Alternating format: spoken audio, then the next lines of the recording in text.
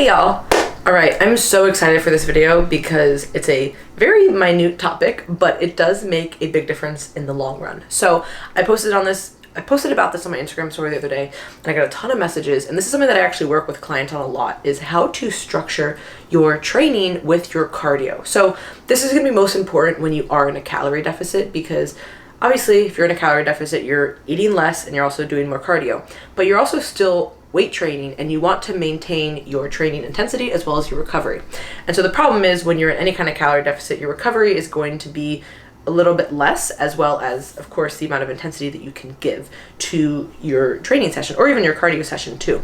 So what I found to be the most beneficial for people, and this also helps too with people's work schedule, which we'll get into, is splitting up the sessions. I find that this is the most ideal way to handle training and cardio together. Now, some people aren't going to be able to do that, and we'll be able to talk about that. But for a lot of people, especially if you have a 9-to-5 job, this is really, really helpful. So people will either weight train in the morning, go to work, and then right after work they'll go do cardio, or they'll do cardio in the morning, go to work, and then weight train at night. And people find this to be really, really helpful because then they can actually give more intensity to each session. So they're not kind of bagging the cardio so that they do good training, and then they're not also, going all out on cardio and then kind of shitting the bed on training, because that's not good either.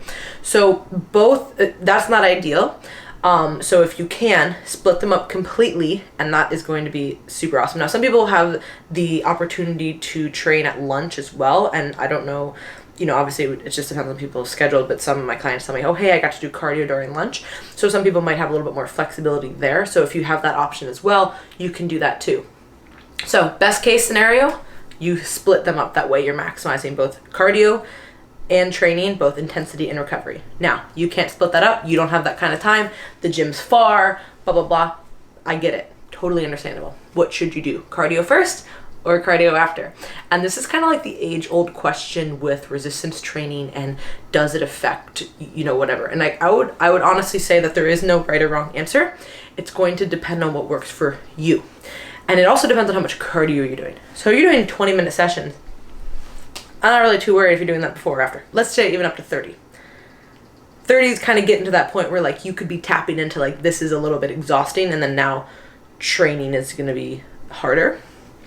But some people feel better and they feel more warmed up, especially, as you age, things just kind of don't feel as good, and you can't just get into the gym and just start moving. So I would say that if it's under 20, no problem. If it's under 30, I would, just kind of keep tabs on how you feel. But if it's longer than that, you're going to need to split it, right? So I know at one point in my prep, I was doing an hour a day. And what I would do actually is I would do half before, and then I would train, and then I'd do the other half after. Because at this point, we didn't have cardio at the house. And now we have a garage gym. So we didn't have anything at the house, and our gym's kind of far. And I just was like, you know what? I'm just going to do all of this right now.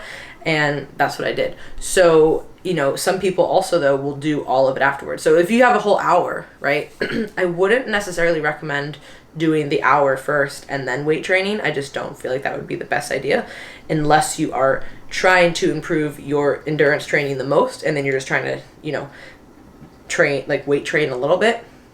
But if you're looking to really maximize your weight training sessions and you're using cardio as a deficit tool versus a training tool, then I would say that you really need to prioritize your strength training and see how you respond to the cardio. So you might be like, hey, up to 20 minutes, I'm feeling pretty good. I can do that and then still work out, but then after 20, I just plummet. So for you can't do longer than 20 minutes of cardio before you work out, and then you can just do the rest after. So it's not a perfect system for anybody. Again, optimal, splitting them. You're getting the best of both worlds. You can't do that. Well, do some of it before and some of it after, or just do all of it after or all of it before, just depending on how much. 20 minutes is a lot different than an hour. So it's going to be very individualized on the person, and you're going to have to kind of see how it feels. There is no perfect right or wrong answer, but in general, you want to maximize both your training session and your cardio session. So you have to really take notes and be in tune with your body to how long, what is that threshold for you. And I'll be super honest, at a certain point in a diet, especially if you are doing a contest prep, none of this feels good. Training feels like garbage, cardio feels like garbage. simply living feels like garbage. So I would say start developing these habits and taking these notes before you get to that point, because then you're just going to be like, well, nothing feels good, because nothing is going to feel good like at the end of a diet when you're super lean and you're very depleted. Like, that's just pretty normal, and you gotta kind of just suck it up and do it. And the other thing too, like I said, now we have a garage gym, but even if you don't have a full gym, you can get a piece of cardio equipment. We got a bunch of our pretty much everything in our garage is used except for a few like specialty bars that Ryan bought. That Rye bought. And most everything else was from Facebook Marketplace, OfferUp, or Craigslist. So I actually did buy, before we even had the gym, I did buy a manual treadmill, which is not like a regular treadmill at all. It's like, it's manual, so there's no like, machine part to it. So it's kind of almost like a dead mill, like constantly. It's a little bit easier than that, but it's a little bit tougher, but you're not going to be like cranking on it like normal. It's just going to be like this like really hard kind of thing. So it's good for, like 10, 15, 20-minute sessions. And it folds up, which was like a huge reason why I got it. Because I was like, well, I don't want like a huge treadmill in here. So that was on Target. I got that at Target. That was new. And it was like $250. So it's pretty good. And then I had to get the one that would, Ryan could go on too. So it had to be like up to a certain amount of weight, because a lot of them are really tiny, like the fold up ones. And so check the weight on them, because some of them only hold up to like 200 pounds, and that was not going to fly with him. So, and then our spin bike now that I've gotten, love it. It's, no Peloton, but we got it for like $50. It's a little squeaky, but it does work, and it's a great bike. So just having something like that at the house is going to be so helpful the next time I prep. And also, I think people just forget about outdoor cardio. Again, it depends on where you live. We live in Florida, so it pretty much rains every day in the summer, so that makes it a little bit challenging to do outside cardio. But we don't get snow. So if you live somewhere up north and it's snowing all the time, that can be a little challenging as well. So you're going to have to kind of know your surroundings, but don't forget that you can use outdoor cardio too, and you can walk, you can have a weighted vest, you can jog, you can run, you can do sprints, whatever. Again, if you are a physique athlete and you are very lean, I do not recommend sprints, because most people are not good runners, and they're especially not good sprinters. So sprinting is very different than running, and jogging, which is what most people do, like a very slow jog.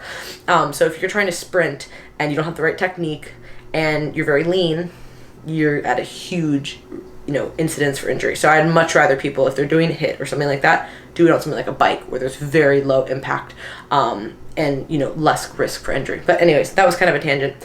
So options for cardio: you can do it outside, you can do it at your house, or you can do it at the gym, and you might have to do it around your training, and you need to figure out what works for you and what is kind of your threshold for, okay, this isn't feeling good anymore for my training, it's getting trashed. And do that before you get to the point in your diet where everything kind of feels like trash. So thank you guys for watching. Let me know if you have any questions, of course. And if you have not already, subscribe to our newsletter on teamlocofit.com. We put out 2 newsletters a week. They are awesome and very educational. And then if you're interested, you can apply for coaching on there as well.